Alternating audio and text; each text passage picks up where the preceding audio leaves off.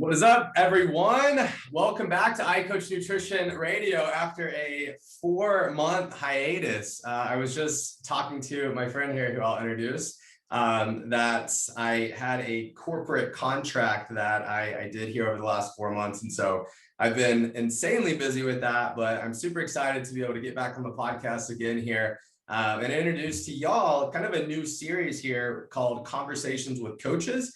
And so one of the first guests here that I'm going to introduce is Miss Emily Tills, and I'll let her kind of introduce herself here, and then we'll take the conversation from there. Yeah, thank you so much for having me on, Justin. My name is Emily Tills. I'm a registered dietitian from Syracuse, New York. I have been in the coaching space for about 2.5, almost 3 years now. Everything I do is virtual. I work with women and men too, but mostly women all across the US. My furthest client away is in Hawaii. And I focus primarily on weight loss, but also really building a healthy relationship with food. And I just love what I do. And this year I'll be taking it full time. That's awesome. Well, congratulations, by the way, on that, and just Thank on you. everything, as we were talking about before. Like, I started following Emily just via Tony Steffen, who I still follow to this day, and he's awesome. He's a rock star. So He really it's is. been cool to follow your journey and You. just see your growth here. And then now going full-time entrepreneur, huh? So Mhm. it's been It's a little nerve-wracking. I work for our health department here. It's like a Monday through Thursday job, which is it's long hours, and I come home and 3 hours of coaching at night. But I'm almost like losing money by doing that, where I could be helping so many more people and like expanding my business if I were able to just go in and do this all the time. So that's what the goal is. Before the end of this year, I'll be diving in completely.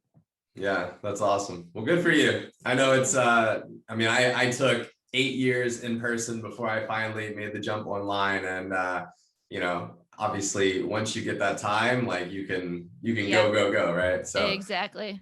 it'll Back to be back. it'll be awesome for you. I'm excited to see that growth. So I want to, obviously, you highlighted a little bit. You said you work with women, you work with men, mainly on weight loss, but other things as well there. So I wanted to kind of highlight, some of your, I don't know, top transformations, if you will, right? And just for the listeners here, just transformations, guys, don't just mean losing 100 pounds, as most of y'all know. It can mean anything. There's so many different types of transformations that happen through coaching. And so we were talking a little bit about two of your clients here before, but let's kind of dive into that first client and kind of share with the listeners, as much of the story there as you feel comfortable with sharing.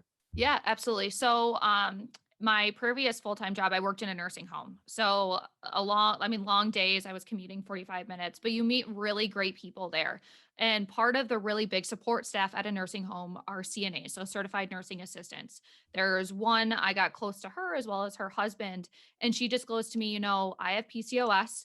I have been struggling with my weight for 15 to 20 years. And I was like, Michelle, you were like 10. She's like, yes, I've been struggling since I was 10 with weight. And she's like, I was recently diagnosed with PCOS, and my doctor told me I am not going to have a kid, and I am devastated. She was doing fertility treatments. Nothing was sticking. She's like, I need to take better care of myself if I want to hopefully, fingers crossed, have a baby. And it just so resonated with me. And she's so sweet and so hardworking. I was like, we're going to do this. We got to do this. And of course, through going through nutrition history, health history, every single time that she tried to lose weight, she would cut out about 200 calories or so. So it whittled herself down to maybe like 950 calories, which we both know is not enough at all. And as a CNA, she's working 12-hour days on her feet, moving all the time, 20,000 steps at least a day. She showed me her Fitbit. She was probably burning like 3,000 to 4,000 calories a day. I was like, you're not going to lose weight if you're only eating 900 calories and moving so much, which was hard. Like, it's so hard when our clients hear, like, you have to eat more. I was talking to a new client last night. She's like, I'm really scared. Like, you just told me I need to eat more. She'd been doing Weight Watchers for so long. She's like, this is the exact opposite of what Weight Watchers is telling me. But Michelle and I worked through that. She was able to slowly start increasing her intake, getting more regular with meal times too, because I think that's something that so many people struggle with, is not eating, and then not eating consistently, or eating at random times throughout the day where it just doesn't make sense. And then all of a sudden they are just drained and they're like, I'm stuck still. I'm eating enough, but now I'm stuck. So we've been able to increase her intake. She lost 25 pounds in the 3 months that I was able to work with her. And she was going through another round of in vitro fertilization, and it stuck. And so she was able to get pregnant. She lost through losing the weight. It helped regulate her hormones. It helped bring her body out of that like shaky state, like scary state of like not eating enough, working too hard. Had a successful pregnancy, and now the baby's almost a year old. And like it just brings me so much joy that I was able to help her kind of come through that and see that transformation as far as like you can manage your disease and still have results and still be able to have a like a baby. Having PCOS is not like a sentence of like you're infertile, you can never have a child. It just takes more paying attention to your nutrition and making sure you're fueling your body and working right, which was like it still brings tears to my eyes when I think about it and like how happy it makes me that I've been able to help her. And now like she has like this adorable like little baby who's so stinking cute. Wow. That's amazing. I mean, you hear stories like that, right? And it's like, it just goes to show it's like the power of what coaching can Right. do, what Yeah. nutrition can do, what living a healthy lifestyle can do. Um, it's crazy. So I'd love to dive into some of the specifics. I'm actually working with a client right now that's in a very similar situation. Mhm. And so if you think back to this one here, you said that she started off when y'all first met, she was eating how many calories, and then y'all kind of Yeah. reverse dieted her intake up slowly over that 3 months Yeah. to kind of like just give us more of the Yeah. details, I guess. So she was taking in, I remember like looking through, I had her track a couple days worth of her food, which is something I do with all of my new clients. Like 950 calories total. Very rarely eating breakfast, eating like a ham and cheese slider for lunch, which is literally like a dinner roll with like a slice of cheese and a slice of ham, maybe having a yogurt every now and again. And then like binging when she came home from work because she was exhausted. Her husband didn't get home from work until 6 o'clock. So she was kind of like alone and just like feeling like worn down and everything. She would go through, have an entire box of Week Thins. And then at the same time, she also had her doctor telling her, you need to go on keto in order to lose weight. Like her fertility specialist was saying that you need to cut out a specific food group in general just to lose the weight. When we all know that carbs are actually what the baby would grow on and run on while you're pregnant. So it just didn't make any sense to me. And I was like, okay, well, we're going to backpedal out of this. I was like, I just want to start with you eating breakfast. Can we just start there? It doesn't have to be anything big. It can literally be like the 80-calorie yogurts. I don't care what it is, but we have to start with something in the morning. It can't be nothing at all. She's like, okay, like I think I can do that. And like also like coming in with that expectation, like I don't want perfection. And I think like you can agree with this too, Justin. Like we don't want perfection out of our clients. We just want them to be consistent. I was like, I don't care what it is, just give me something. So I think the first thing she had in it was like a hard boiled egg or like a easy granola bar, something like that. And she's like, okay, like I can do this. I'm eating more. So we like carried that through for the first week. I think the second week we're like, okay, like let's add something to lunch. Can you do 2 sliders? She's like, I am pretty hungry by lunchtime. Great. Double it up. That slow, methodical increase. She was seeing weight coming off as she was increasing her calories. And it wasn't even like a traditional like reverse diet where it's like, okay, you might see your weight go up by a couple pounds. Like as soon as she started increasing her intake throughout the day, the weight started coming off. And I was like, then we have to keep going. Like we have to keep going because you're obviously, let's just see some stabilization as far as with your weight to make sure that everything else is healthy before we do anything else. So kind of just like slowly going through and adding there. We eventually got her breakfast to be a little bit bigger. Kodiak Cake makes pancakes and waffles. So I'm pretty sure I convinced her to like have a couple of those, have them on the way out the door. What can we have for like a snack mid morning? Like after you do vitals, like can't you go and have like a cheese stick, something like that? Okay, yeah, I can do that. Like having your water with you, leaving in the kitchen where you can run through. But a lot of it was just like those slow, easy things. She didn't need any more exercise. She was already moving enough at work. Where it's like, I don't even want to touch that. Like it stresses you out to begin with. Let's just start with just eating more and just eating more consistently. And of course, there was obviously the falters and everything along the way, just with choices and going out to eat and days that she forget things or days when her husband be like, let's go out to eat, or like, I don't feel like having anything at all, or let's just have potato chips tonight. But through those changes, she did so much better. And a lot of it really was just slowly increasing just one thing.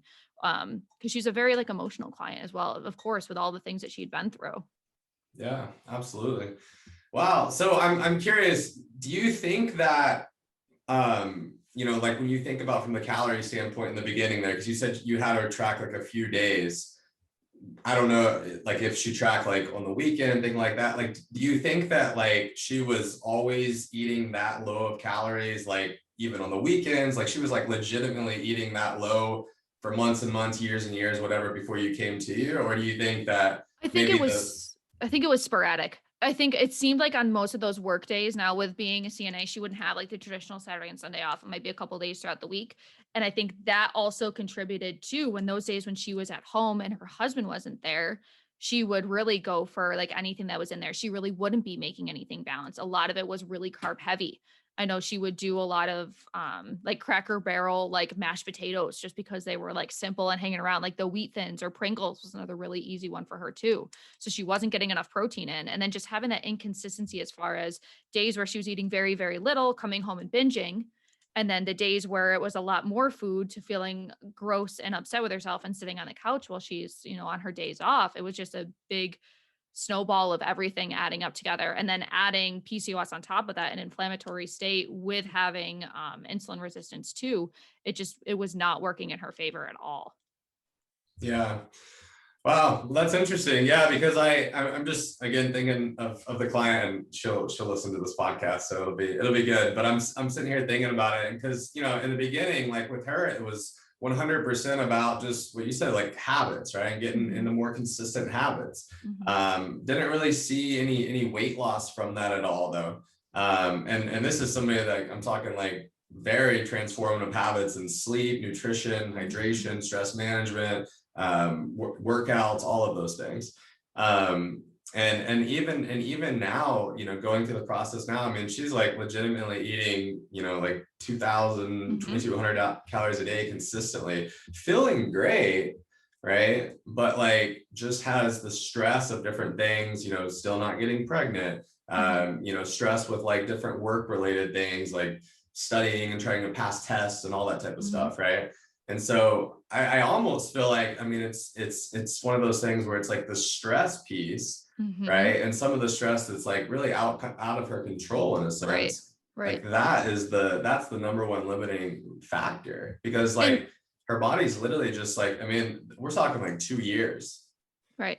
And So it's tough too, especially with that population, because like PCOS is such an inflammation disease. Like it's not easy to deal with. And then you add stress of everything else and elevated cortisol levels, and you already have the hormonal imbalance that comes along with PCOS.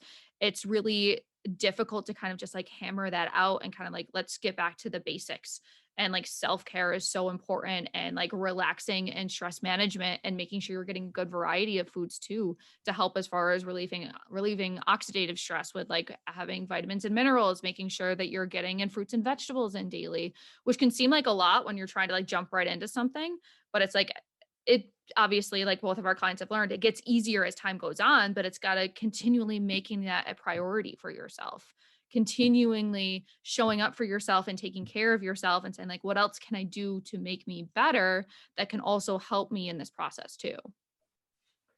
I mean, if you were to have a conversation with this client, for example, and you're like, okay, I know you've been, consistently eating, like, for the most part, consistently getting at least 7 hours of sleep each night, consistently eating at maintenance calories, eating enough protein, eating enough vegetables and fruits, staying hydrated, keeping the alcohol intake, very minimal, Right. working out consistently, doing the stress management things, and like 2 years of doing it, and then like still being like 200 pounds and not seeing any weight loss whatsoever, and obviously feeling like, what's the point, Right. right? Right. Like feeling like, why am I sitting here doing all these things? Like if I don't do all these things, I still end up staying the same weight, right? So it's Mhm. like that mindset aspect of it, right? And deep down, obviously she knows Right. that it's important to live a healthy lifestyle regardless. But Mhm. what would a conversation like that look like for you? I think a lot of it would be coming back to your why.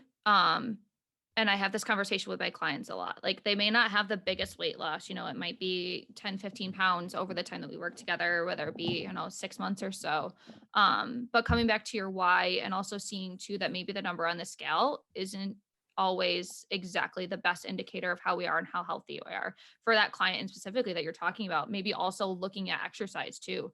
If it's too much cardio, she's finding that she's walking all the time and it's too much cardio, not enough strength training, because that can be a big piece with controlling stress, and it's less taxing on the body stress wise as well doing strength training than it is doing cardio, and finding more of those things too that kind of ground you, whether it be yoga, or I have recently gotten into Pilates because a lot of it is breathing and just like overall core strength, balance, and posture, which can help in so many other ways too, where it doesn't need to be intense workouts all the time. And it might be bringing it into a mild calorie deficit of that 200 to 300 or so. So you get that fat loss without being in a crazy deficit where you're starving again and we're starting back from square one. It's definitely looking at the whole person and saying, what is your why, especially when times get hard, and a lot of the sabotage too. It's like, why are we doing this? Why did we start? And also, why do you feel like you're not worthy? Because we've been telling ourselves for so long, if this is the case, I mean, if she feels like she's not worthy, or like she's getting stuck and frustrated, why we've been telling ourselves this BS story that I'm always going to be weight over my life, and it's never going to get any better. That story is still running in your head. You're still thinking about it all the time. Every time you look in the mirror, like, well, I didn't lose weight, I'm always going to be this way, just having that really negative attitude about it. We do have to shift our like feelings and beliefs, and just like talking in that better headspace really overall to help with that shift too, which is so woo woo. And I'm not a big like woo woo person, but like a lot of it is that inside conversation. No, I mean, I absolutely love that you brought up that point. I mean, I think call it woo woo, call it whatever you want. I mean, Right. it's important, Yeah. because the conversation that you have with yourself matters, right?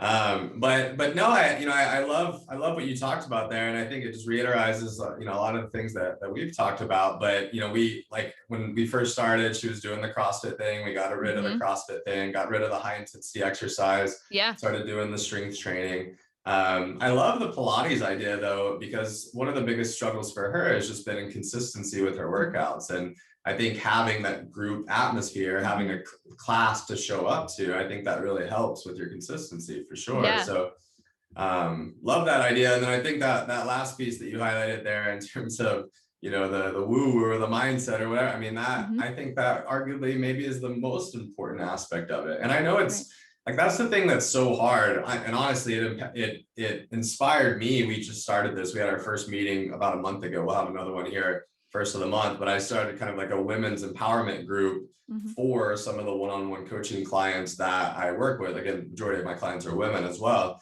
And so once a month, we meet only these select few women, right, in a Right. group setting, just to support each other through all these things. Because again, like, so many people think that they're alone, that they're the only Mhm. one struggling with this, with maybe it be PCOS, maybe it be struggling with, infertility, whatever it may Whatever be. it is. Yeah. But there's always a community group there. It's just you got to find the right fit. You got to make sure that, obviously it makes sense and that it's serving you. Just like with anything else, coach, a therapist, whatever. Right. So anyways, I love all that. She's actually working with a therapist as well. And that's one Good. thing I really encouraged her with, is like, hey, I think a lot of us are very, I think therapy is great. I think everybody could benefit from a coach, a therapist, all Mhm. these things. But I think a lot of us are reactive in the sense of asking for help, right? We wait Mhm. until we need it or it's too late or whatever. And so I just encouraged her. I was like, instead of, reaching out whenever you need it, maybe it's more of like a weekly thing, more of a Right. proactive thing there. Right. So anyways, love that. I think that's a great conversation. Cool. Let's dive into client number 2.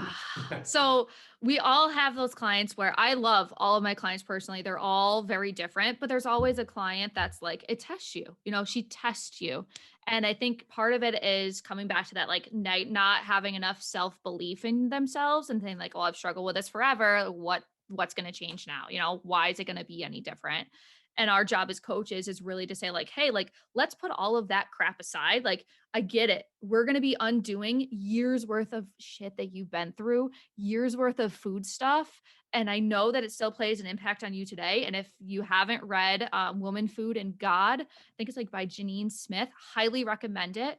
It's about how our life experiences change our food choices, and how a lot of the things that we have with our food now come from childhood. I think a lot of it's like childhood like behavioral therapy as well, where like you deep dive like why we have problems now stem from our childhood, all of that. But highly recommend it.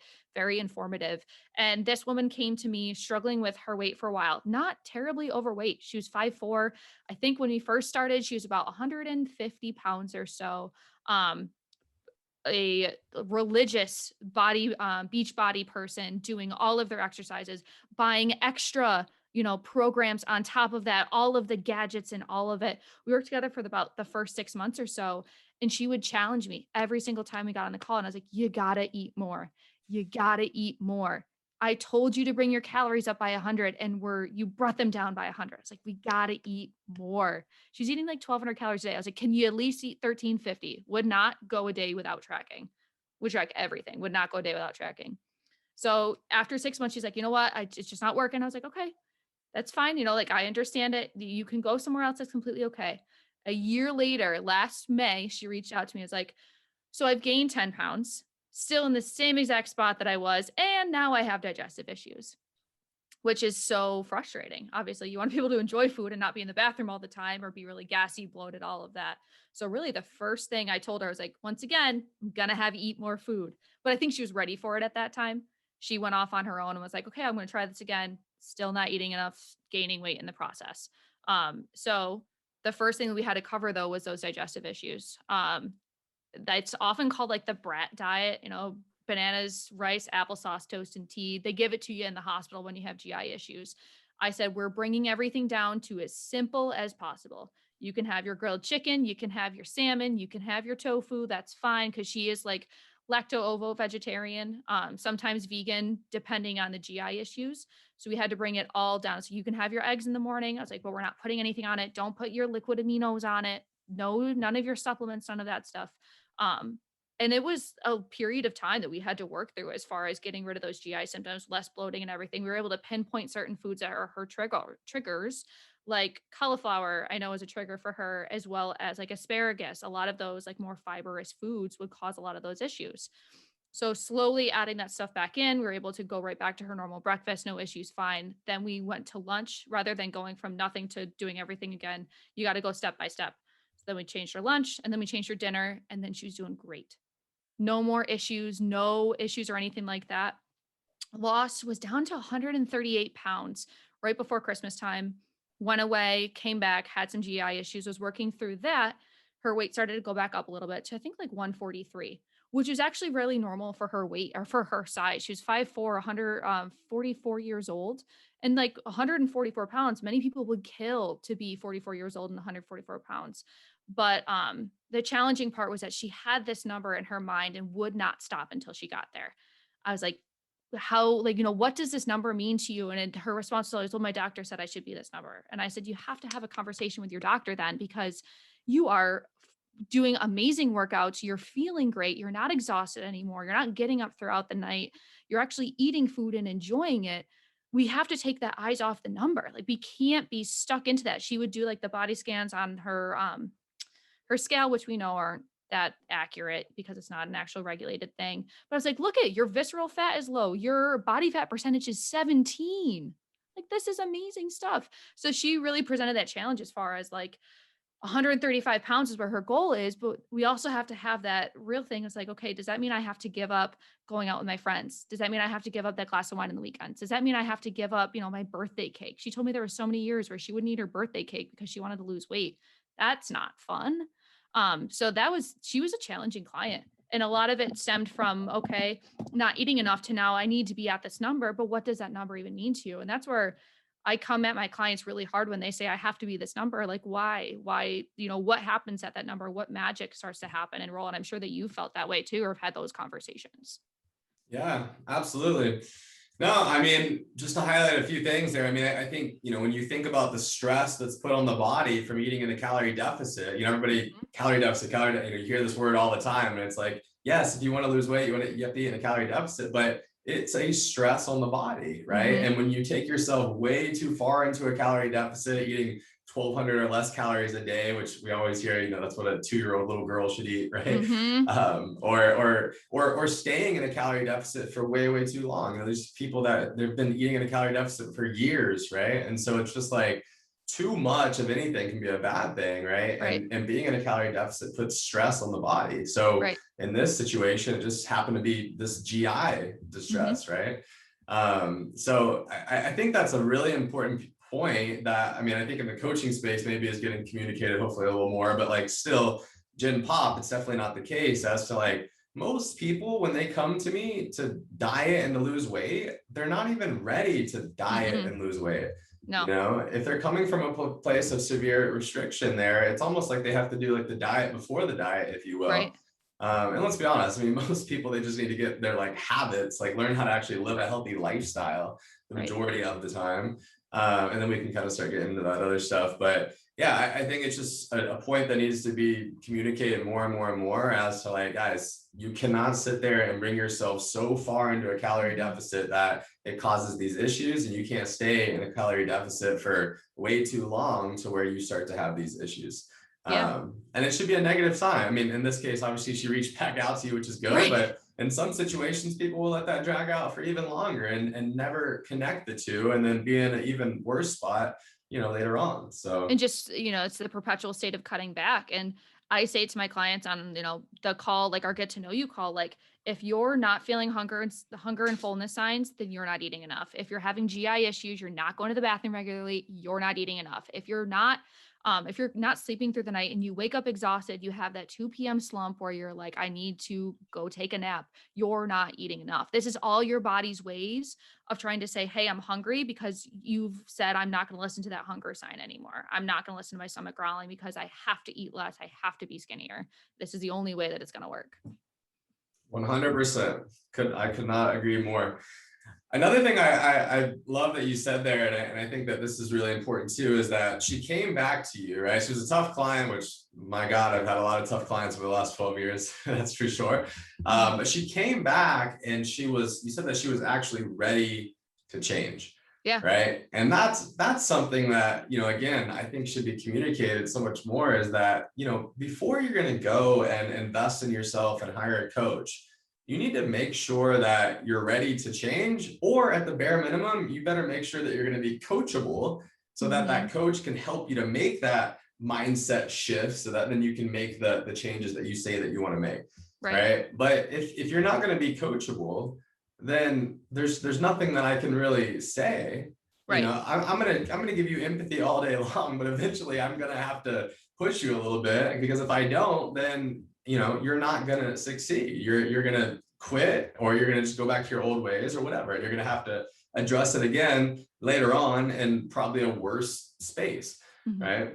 So yeah, I think that whole being ready to change thing and being coachable is really, really important. And honestly, I tell people all the time, I'm like, when I first started coaching, the prices that I charged, because I was just starting out, it was so low Hmm. that, Tony says it all the time, right? The more you pay, the more you pay attention. And I've seen Right. that definitely, over the years here Yeah. as I've charged more. I mean, it's so true. And nothing against the clients that I work with at $100. I just, if I was charging $500 a month, Hmm. they are going to pay attention a lot more because they're way more invested, and therefore they take it more serious. They see it of more value, and that's kind of like what holds them accountable in a way to get them those results. So Right. people are motivated in different ways. Maybe you're not money motivated, because there's plenty of people that pay the money and they still don't do it, right? Right. So, but you got to figure out what motivates you. You got to establish a strong why, like what you've said here, and that's really going to be the thing that truly helps you to overcome all of these different things that are going to come up. You call it life, you call it excuses, whatever you want to call it, but it's going to Right. happen, right? And you've got to be able to fall back on something that's strong enough to help you to really kind of push through and overcome those things. So And if love there's like that.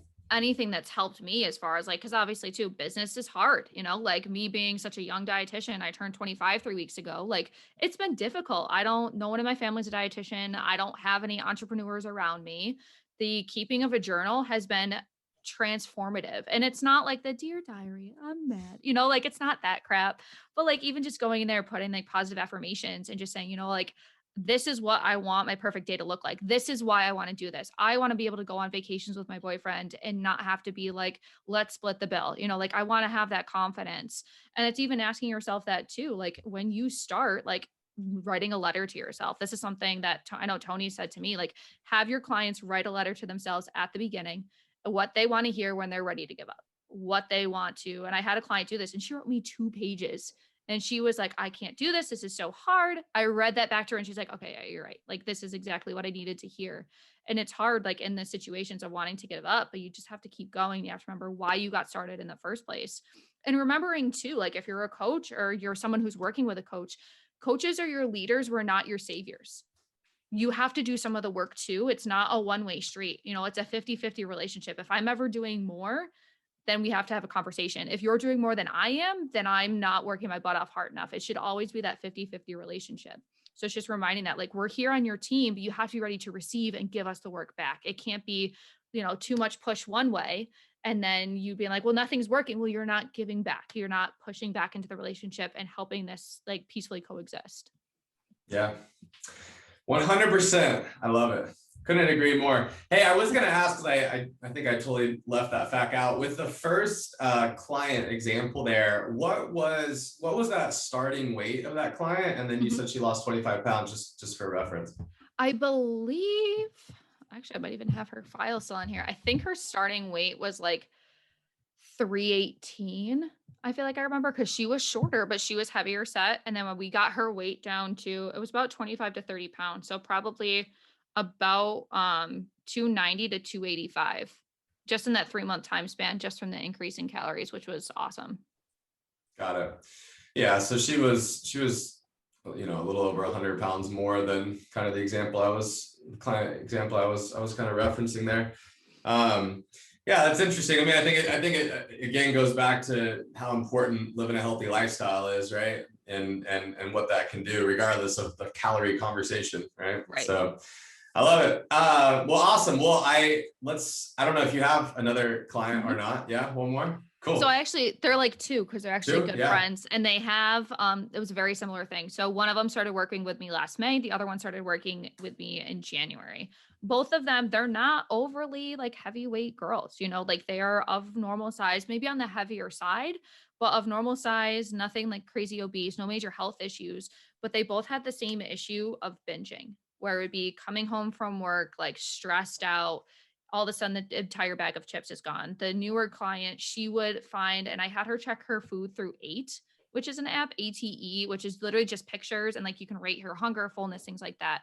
I was going through it a couple weeks ago and there was like 5 times throughout this one day that she would be grabbing handfuls of chocolate, which was how she managed stress, was going for chocolate or going for other things and saying, okay, can we like, maybe you're packing your chocolate in your lunch, maybe we're doing something like that, but really coming down to the root cause of the binging, which is something I actually learned from another coach. It's like, we're not wanting to sit in this feeling. We're uncomfortable with where we're at. So we're using the feeling of food, the happiness that it brought us when we were younger, whether it be celebratory. That's a thing that I put on actually all of my new client forms when they're filling it out. What is your relationship with food like? And both of them said, like, I have binged a lot multiple times a week. It would last for an hour to 2 hours at a time. I can never recall exactly what I have, but then I feel gross and disgusting afterwards and I don't eat the next day. So a lot of it has been working through those emotions that come with and that cause that binge eating. And most of the times those binges also came from the restriction that would come at the beginning of the day. So anytime I hear a client say to me, I had the new client last night who was like, I come home from work and I ate the entire bag of cinnamon sugar pretzel thins. I was like, oh, well, that's not okay. We're going to work on that one. Sure enough, she wasn't eating enough in the morning time. So coming back to saying like, let's start the day a little bit more balanced. Maybe you won't be coming home feeling ravenous and like stressed out from work and doing, trying to not eat your feelings, but like trying to like feel something else than feeling stressed out.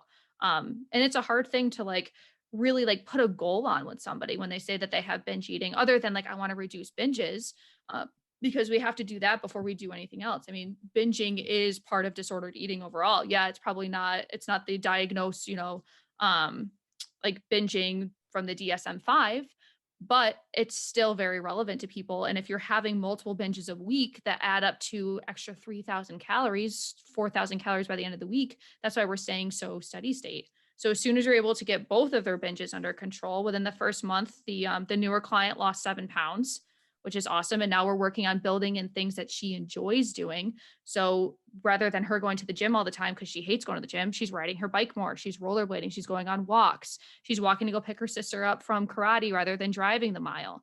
And then with the other client, it's regulating that stress at home and creating that separate space, because a lot of her binging would come from the really high stress work environment, and trying to create that separate space and not have her, sitting at the counter doing her work where she's staring at the refrigerator the entire time, getting up when something gets difficult or she doesn't know the answer to a question and going and having something. That's a really, really common thing that I hear with clients. It's that constant binge and then restrict the next day, and you're just in that vicious cycle over and over again. Wow. Yeah, I mean, I joke with clients. I'm like, guys, it's not a competition to not eat all day. Right. It's not a competition to like try to see how long you can go without eating. Right? You don't win anything out of that one. Yeah, and obviously most people, like, they don't even realize they're doing it. They're so busy with work, whatever. I mean, I've been there too. I've literally looked up. It's like, oh my God, it's 3 p.m. I haven't ate anything. Right. So I get it, but at the end of the day, I mean, the one thing that I always try to communicate is, I'm like, guys, like, part of being an adult and wanting to live a healthy lifestyle, especially like parents I work with, is not being in this like crazy reactive state, right? Like if health is a priority to you, if health is your greatest asset, right? Or at least once you realize that, then you've got to kind of start eating like an adult. You've got to actually eat like meals. You can't just sit there and like wait all day and like not like, you've got to think about your nutrition just as much as you think about your finances and all of these other things, because it's a skill set, and it's a skill set that can really, really help you to feel better and look better and perform better and just like live your best life. Right. So I think also, for anybody that does have, again, obviously if you have, I'm talking to somebody that does not have an eating disorder here, obviously, but I think if for anybody, if it's like, if you're sitting here and you have a bad day, whatever that means, right? Then you don't have to sit here and think to yourself, oh my gosh, I can't eat this next day, or I need to eat way less or whatever. Like, the best thing to do is probably just to like get right back into your normal routine. And that's the same thing after a vacation or whatever else, because I think so many people do that, like whether they have an eating disorder or not, they do that because they feel bad, they feel guilty, whatever it is. And then they get into that cycle, like you said. And any time, like whether I'm intentionally doing it or not, if I undereat, right, I almost always end up overeating the next day, because again, right, you're in it that catches cycle. up to you. Exactly. Yeah. You're going to be hungry again, that feeling. The further you get away from that feeling of like, you might feel good in that moment when you are binging because it's something that's not the stress that you're feeling.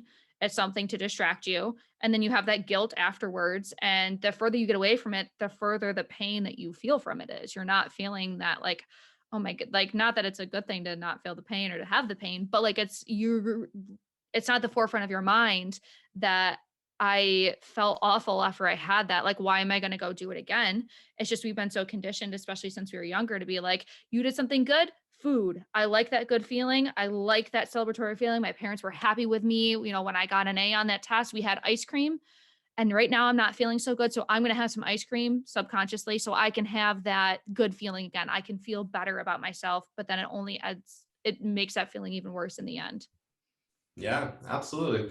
Well, and it's so interesting you say that, right? Because you look at, I mean, in the form, it's kind of like an escape, right? I mean, food can be an escape, alcohol can be an escape, drugs can be an escape. I mean, I tell people all the time, my story, and I think that's why, I mean, I never had a food addiction, but I had a drug addiction, alcohol addiction. Like, those were things that like I had to overcome, and addiction is addiction. And at the end of the day, whether you want to say it's a bad habit or it's an addiction, whatever you want to say, it's very similar. And so, I think awareness, right? I think awareness precedes change. I think that once you start to track in some form or fashion, it doesn't have to be MyFitnessPal, it could be like some type of habit tracker or whatever app is out there you want to use in terms of tracking, but tracking to start to build awareness, right? Because a lot of people, even with this last corporate contract I just did here, like a lot of people just don't have the awareness around their habits. Like, they're telling themselves a story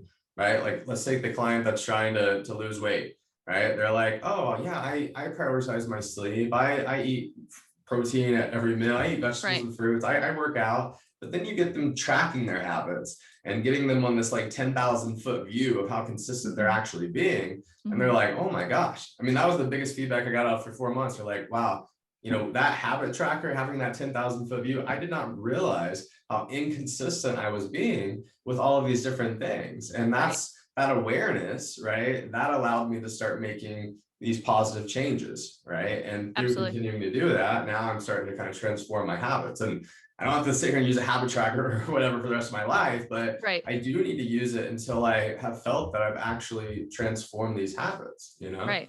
Where you see it and it's kind of like, okay, like this is where I'm at and this is where I want to go. Like it's accepting too. It's not going to be perfect, but if I can at least start to make these changes, then it's going to be better. Another thing too is like awareness of what the problem is to begin with. Like you could say that I have binge eating. You aren't a binger. You have binge eating, and it's just something that you carry with you.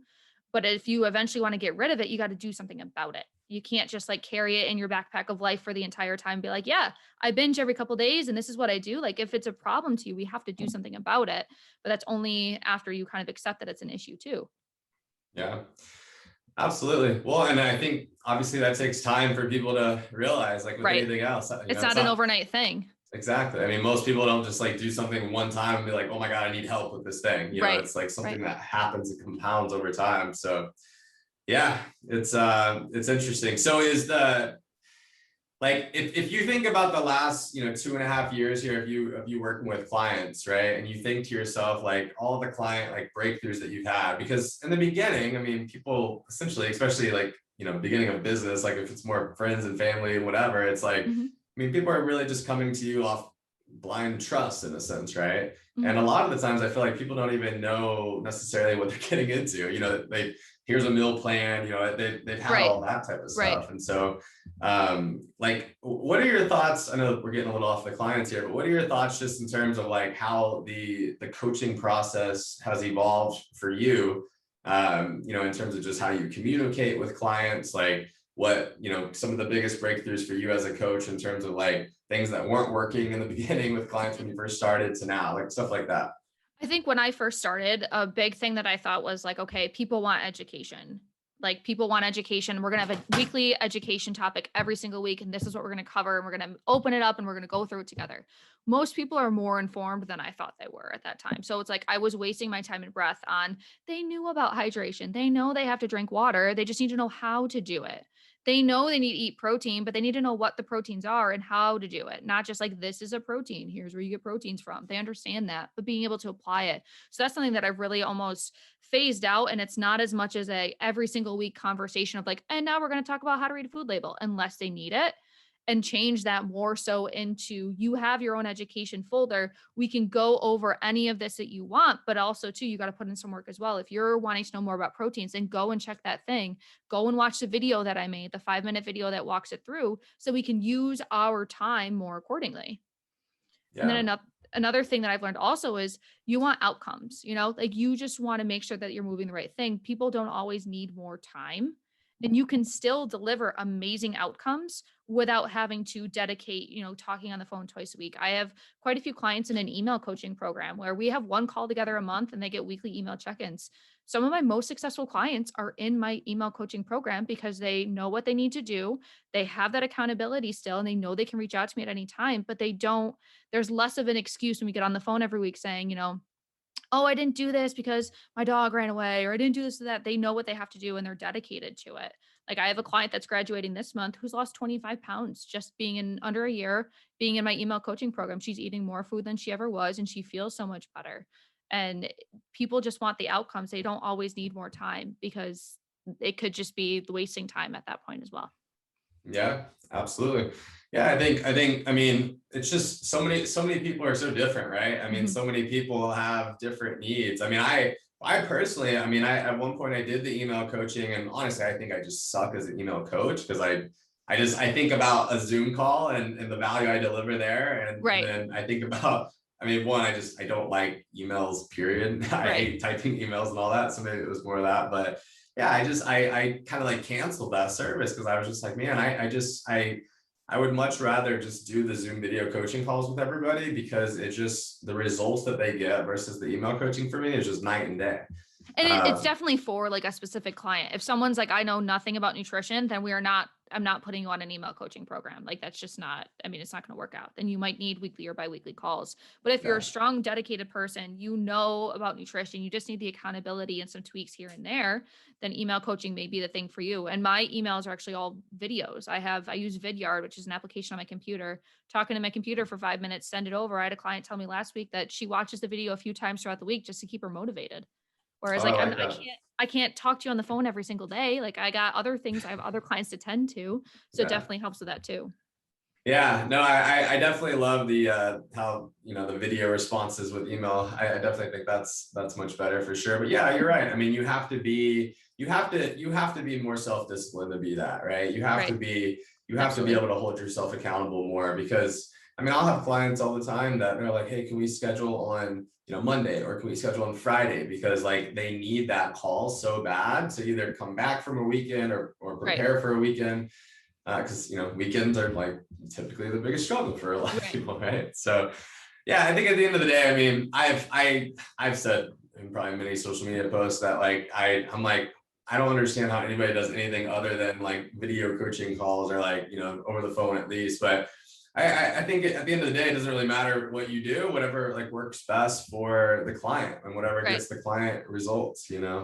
But I think that accountability piece is key. It's just trying to figure out like what level of accountability do you Exactly. need? Do you need like in person or do you need Right. like Zoom or do you over the phone? Like what is it that you need? So And that's why like that call before working together is so, so important to really kind of figure out where that person's at and then kind of decide like what the best route may be for them.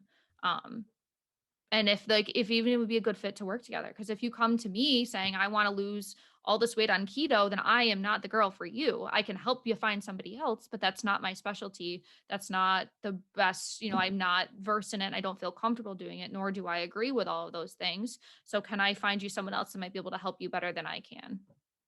yeah, absolutely. Yeah, as much as you have to find the thing that works best for you, you also have to, if you're gonna work with a coach, you got to find the right fit for you as Right. well. Because not all coaches are created equal, not all doctors, physical therapists, I mean, all these Everything. different everything. Yeah. So I mean, I say that all the time with coaches, and I also say it even when like somebody's looking for a therapist or something like that. It's like you can't judge your first experience. Like you might go to Mhm. a therapist and or a coach or whatever and like not have a good experience. And you might have to like go to 3, 4, 5 before you actually Mhm. find one that so you can't give up on your first try, essentially, just like Right. anything else in life, right? Exactly. Yeah.